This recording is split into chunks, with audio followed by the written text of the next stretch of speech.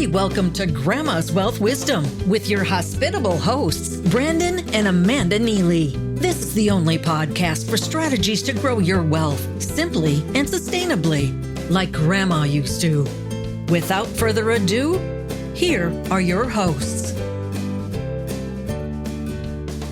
Hi, I'm Amanda, and welcome to Grandma's Wealth Wisdom, where we help you break through to a smart, stable financial future with the tried and true wisdom Grandma used. Hey, and I'm Brandon, and I just want to say happy holidays. It is the holiday season in 2019. If you're listening to this in the summertime, then hope you had a great holiday. If you're listening to this real time, then hope you have a great Christmas and New Year. And I am super excited for today's episode.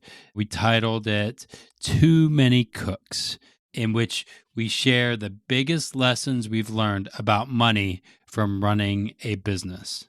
But before we get into the number one lesson, I want to tell you guys about some really awesome stuff that I think is awesome, at least for us and for how we're serving our clients and all that stuff. So we developed a new website at Grandma's Wealth Wisdom. So if you go to Grandma's Wealth Wisdom, I'm pretty proud of it. I think Amanda's pretty proud of it. I think it looks awesome.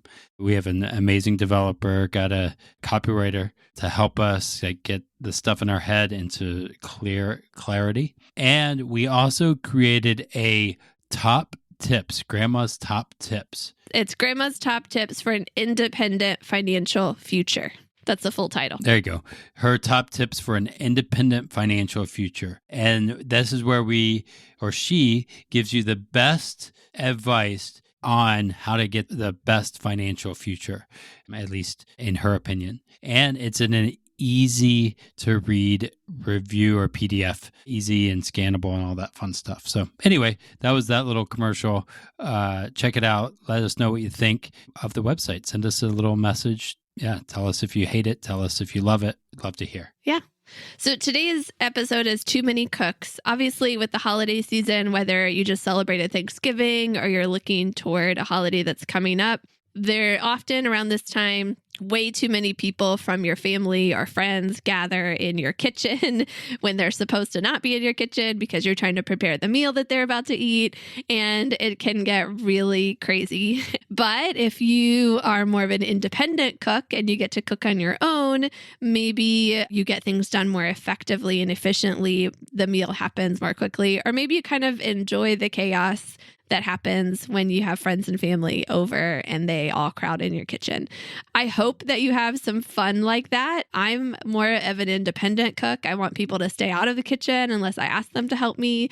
But that's not what we're really talking about today with this episode, Too Many Cooks. We're actually going to be sharing the number one biggest, best lesson that we've learned from running a business.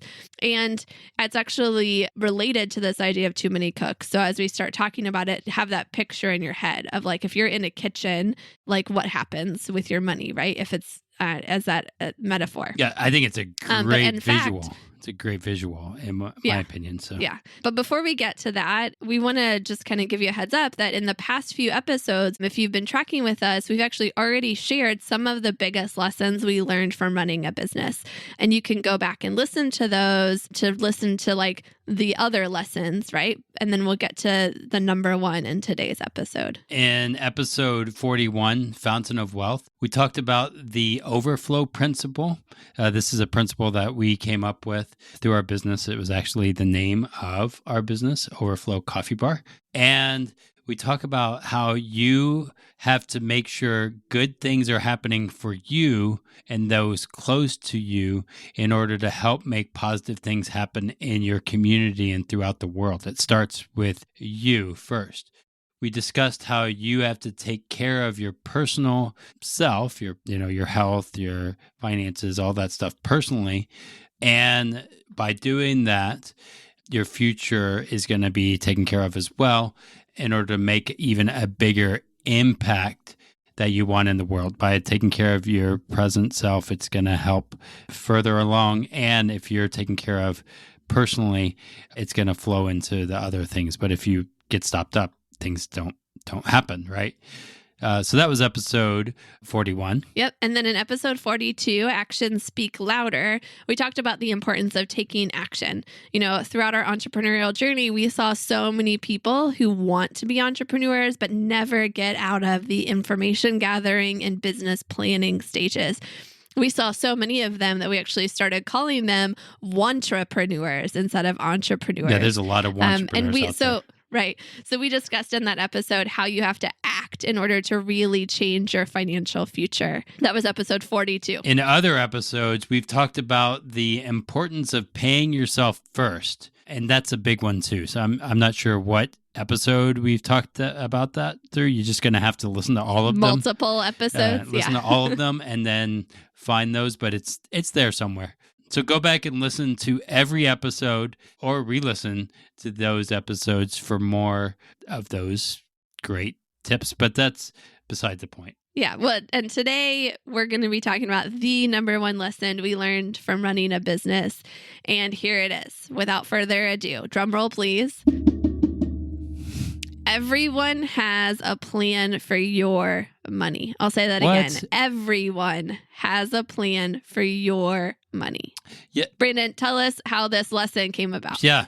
When we started our business, you have an idea of where you want to go, and we were selling coffee. Now, I want to just give you a list of some of the people, just a small list of some of the people who had plans for the money flowing through our hands. So we were the business owners. We were starting the business. We had an idea of where we wanted to go, but everyone else had a plan or a resolution for us, and they wanted a piece of the action. So we had vendors. So coffee roasters, every couple weeks, we'd have a new coffee roaster coming to pitch us their coffee brand. Bakeries, I did like that when people would come and pitch us bakery items. I would always ask for samples and entertain that just for a few minutes to get free baked goods. Paper products and supplies. And here's the thing about supplies. Prices could change without notice or without us even realizing it. They could also change different prices. They could charge different prices to different coffee shops in the area based off of what we were buying and all that fun stuff. That was just interesting. Learned a lot in that. It wasn't just potential vendors. It was our actual vendors. They were always coming to us with different things that we could do with our money, new products we could buy from them. We could increase products that we buy. And then, of course, they would change the prices without notice. And if we weren't paying attention, we could totally miss it. So vendors are a big one. That's one that's easy to picture. Yep. There's also credit card processors. And almost every transaction that we did was a credit card transaction, and those processors would take their cut off the top. Even for what someone would pay in sales taxes, we had to pay credit card processing on the sales tax that we were collecting too. Banks make a lot of money off of every business, and then they get a bailout later, which is still weird to me. But Brandon, we don't need to get into that. Stay focused. Anyway, yeah, lots of transaction fees. And then we live in the city of Chicago. Great city, but oh my gosh, there was so many things that we had to do. We had sales tax, licensing, permits, and they charge the same permit fees no matter if you're a multinational chain or a mom and pop shop. Outdoor seating, just the fee for that alone. If I sold alcohol for that outdoor seating permit would be the same charge as a little cafe. So that was interesting. Yeah. So city of Chicago. Brayden could talk about the city of Chicago and all of their fees and things a lot. But I'll go to the next one. Employees. Of course, yes, employees have to be paid. They should be paid fairly. We were happy to do that. But it also seemed that employees were always having ideas for quote unquote improvements that we should make. And it seemed like all of the ideas that they have would cost a lot of money, and we'd have to field those. And they always had a plan for the money that was going through our hands to make quote unquote improvements. And of course, employees weren't the only people wanting to make quote unquote improvements. Yeah, of course you have customers, right? Customers are the lifeblood of a business, but they always had ideas or a list of ideas of demands, or would simply be wasteful, like those customers that would use 100 packs of sugar. And I would ask to one of them, I actually asked, do you really need that much sugar in your coffee?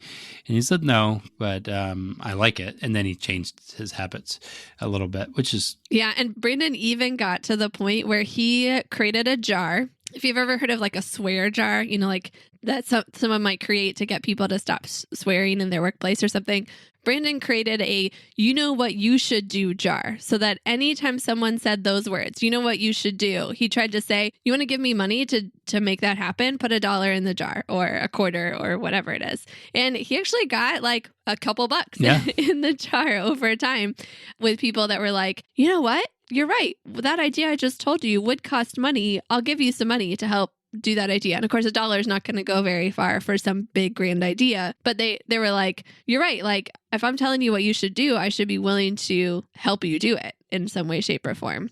So employees, customers, they were always telling us, "You know what you should do." And of course, that thing would cost money. And then I think this is a big one. Salespeople who would stop in all the time or call us. Like we would get calls every 20, 30 minutes, I felt like, that they would call us on the phone or stop by to give us their latest marketing idea or equipment or whatever thing that they wanted us to do that's going to solve our big problem. They're going to solve the problem. And so there's always salespeople trying to get us to do something. Right. To buy from them. Yep. And so when it was all said and done, after all those things, we paid our vendors, the credit card processors got their cut, the city of Chicago got their cut, our employees and customers were making all their demands. We'd, filter out the salespeople. When it was all said and done, of course, the Internal Revenue Service took their cut too. And we had to pay taxes on whatever profit that we made. Grandma always said, eat your vegetables. She loved making home-cooked meals with healthy food and from-scratch desserts. Would you create a diet of fast food or cookie-cutter financial products that made you fat and bloated with fees? Or would you like wholesome, time-honored wealth strategies served with balance and trust? Get started with your healthy money planning by downloading Wholesome Wealth Recipes. Your Moolah cookbook is waiting for you at grandmaswealth.com.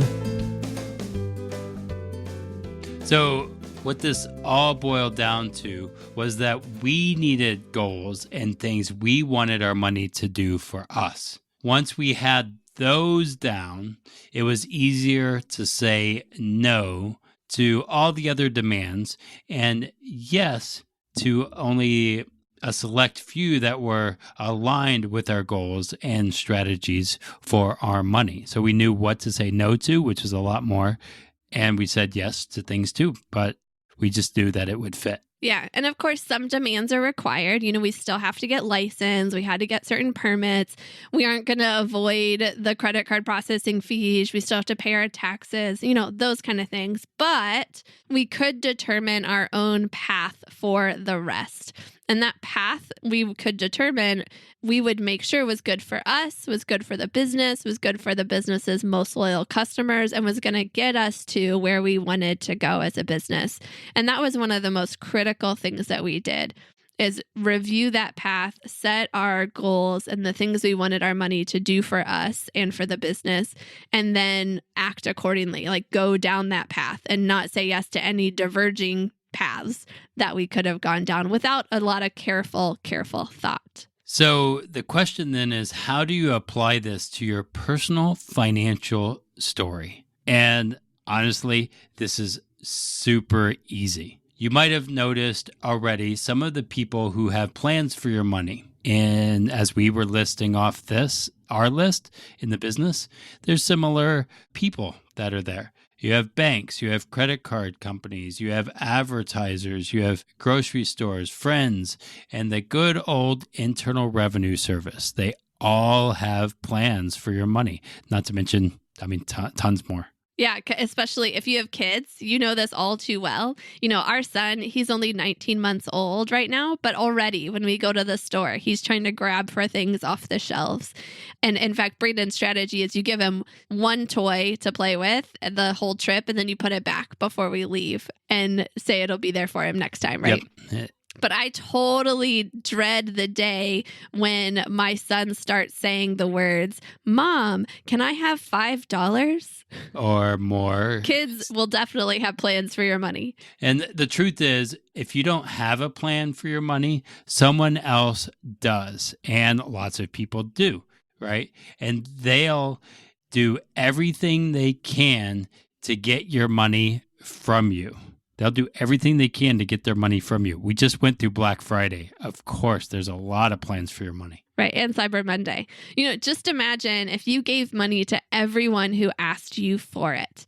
With the amount of ads that the average person sees in a day, especially during the holiday season, all of your hard-earned cash might be gone just by watching a little TV, and seeing the commercials, or driving down the interstate and seeing all the billboards. But let's just say we take ads out of the picture. Forget all the advertisers that want to get your money. There's still lots of demands on your money. Some demands are pretty much required, right? Yeah. I mean, you have your mortgage and your rent. I mean, we all have to eat. So groceries is important. We like to have the lights on. So electric is important. We got to get to work. So traveling, however we get there, we have to pay for it. And of course, the taxes, we have to pay those things. And then some demands, though, are optional, right? What are those optional demands, Amanda? Yeah. So going out with friends on the weekend, doing some fun activities with your kids, traveling, summer vacation, going to Disney World or whatever people do. Charitable giving, that is optional. Holiday presents, those are absolutely optional. Even your 401k match at work, that's optional. I mean, there's so many optional things that are out there. And what this all boils down to is deciding what you want your money to do for you. You have to take a good hard look at your priorities and shift your wallet so that it aligns with your priorities. And then when new things come up, you can say no to what does not align and yes to what does. Having that kind of clarity makes it a lot easier to say no and to say yes when it matters. Now, we can't emphasize enough how much realizing that everyone has a plan for our money has shaped our journey. I mean, we kind of went into this thinking, we have a decent plan, but then we learned over time that, again, this really shaped us, and we're learning that everyone has a plan. It allowed us to give ourselves permission to prioritize what really mattered to us. Then we have permission to save and spend accordingly. Now, my question to you is, what if you gave yourself similar permissions? What if you could give yourself permission to decide what's important to you and you spend money there? And how might life change as you make those decisions and build those permissions in? Yeah. So if you need to, we give you permission, right? You just have to give yourself permission to do that. And here's a small experiment to try. Just if you want to test this out, dip your toes in the water, see how it feels. Maybe pick one optional demand that someone else has on your money and decide to say no. Maybe this weekend, you choose not to go to the bar with your friends. Or maybe you decide holiday presents are optional, or maybe they have to fit within a certain budget. You say to your family, we're only going to spend, this much per person, and everybody's going to do that. Whatever it is, pick one thing and just say no. Say, I'm choosing to not let someone else control my money in this way, so I'm just not going to spend my money that way. And then just see how it feels like. We're not asking you to shift that money and spend it on something else. Just don't spend the money. That's like the one, small experiment to try. Just say, oh, no, I'm not going to do what this person's asking me to do, or these people are asking me to do, or I'm going to, make it more aligned with my priorities in this way, shape, or form. Exactly. And if you decide you want to plunge headfirst into creating your own financial journey rather than going on someone else's adventure, We're here to help. So go to grandmaswealthwisdom.com and schedule a call with us. We'd love to help you out there. Yeah, we actually have an exercise, a fun, series of questions that we can ask you that will help you discover what you want your money to do for you, and then find tools that match up that can help you do that. So please go to grandmaswealthwisdom.com, request a complimentary consultation. We'd love to talk that through with you. And then, of course, be sure to subscribe to the podcast so you don't miss the next episode. And I'm really super excited about, we're closing out the year with this episode, and we're going to reveal how the work we do actually gives women an advantage, and why that's actually particularly important to me as a woman and as a financial professional, that I get to help women in a more advantageous way. So that's your teaser for the next episode. Go hit subscribe so you don't miss it. And while you're hitting the subscribe button, please leave a review for us, a rating and review. It really means a lot to us that we get those, and all that stuff really adds up. So here's a recent one from Liv. And she says... It's actually Leave, Brandon, Leave. Leave. She said the title, Learn So Much. Really enjoying learning from Grandma via Amanda and Brandon. The episodes on different ways to pay for healthcare was especially helpful this week, and I look forward to working one-on-one with Amanda. Thanks for the great content. Yeah, thanks, Lee, for that great review. Thanks again to Keith for his work on our website. Be sure to check that out. And thanks to Natalie and her team for their help with the new Grandma's Top Tips for an Independent Financial Future. We've got lots to be thankful for as we're wrapping up the year here. Be sure to join us next time. And until next time, keep building your wealth simply and sustainably so you can break through to a smart, stable financial future. Topics presented in this podcast are for general information only and not for the purpose of providing legal, accounting, or investment advice. On such matters, please consult a professional who knows your specific situation. This is thepodcastfactory.com.